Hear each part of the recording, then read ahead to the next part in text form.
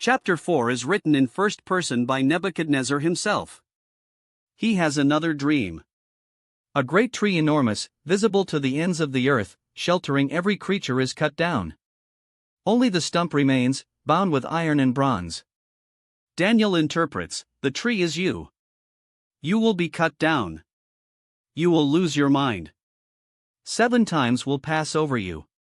A year later, the king is walking on the roof of his palace. He looks out over the city and says, "Is not this great Babylon which I have built, by my mighty power, for my glorious majesty?" The words are barely out of his mouth when a voice falls from heaven. Nebuchadnezzar loses his mind. He is driven away from people. He lives like an animal. He eats grass. His hair grows like eagle's feathers, his nails like bird's claws. The most powerful man in the world, grazing in a field. Until he looks up to heaven. And his sanity returns. His kingdom is restored to him. More than before. And he writes this chapter himself, a public declaration that the Most High God is sovereign over all kingdoms of earth and gives them to anyone he wishes. The king who said, "Is not this great Babylon which I have built," is now writing, "His dominion is an eternal dominion.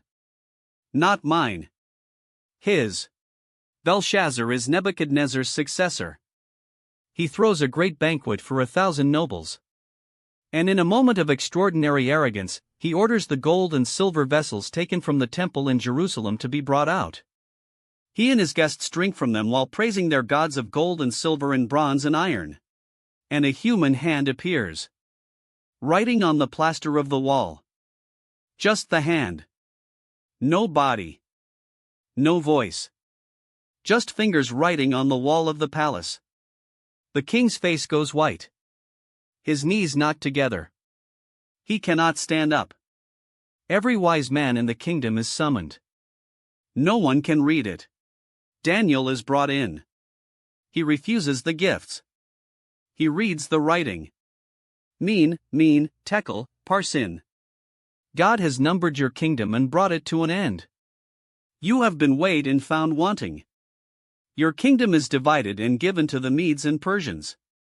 That very night, Belshazzar king of Babylon was slain. The Persians had diverted the Euphrates River and walked into the city under its walls through the riverbed. The city that felt impregnable fell in a single night. Every empire that has ever felt permanent hasn't been. The writing was on the wall. Literally. Darius the Mede reorganizes the empire. He appoints 120 satraps and 3 administrators over them. Daniel is one of the 3 administrators. And Daniel so distinguishes himself that Darius plans to set him over the whole kingdom. The other officials look for something to use against him. They cannot find anything. Except his God. They craft a law: for 30 days, no one may pray to any god or man except the king. Anyone who does will be thrown into the lion's den. Darius, flattered, signs the decree. And Daniel goes home and kneels by his window facing Jerusalem and prays 3 times a day, exactly as he has always done. He does not hide. He does not stop. He prays. The officials report him. Darius is trapped by his own law, the law of the Medes and Persians that cannot be repealed. He is greatly distressed. He tries to find a way to save Daniel. He cannot. Daniel is thrown into the lion's den. But the king says to him, "May your God, whom you serve continually, rescue you." The king spends the night fasting. No food, no entertainment, no sleep. At the first light of dawn he runs to the den.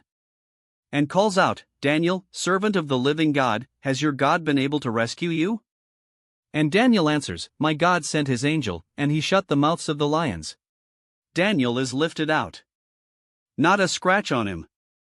Because he had trusted in his God.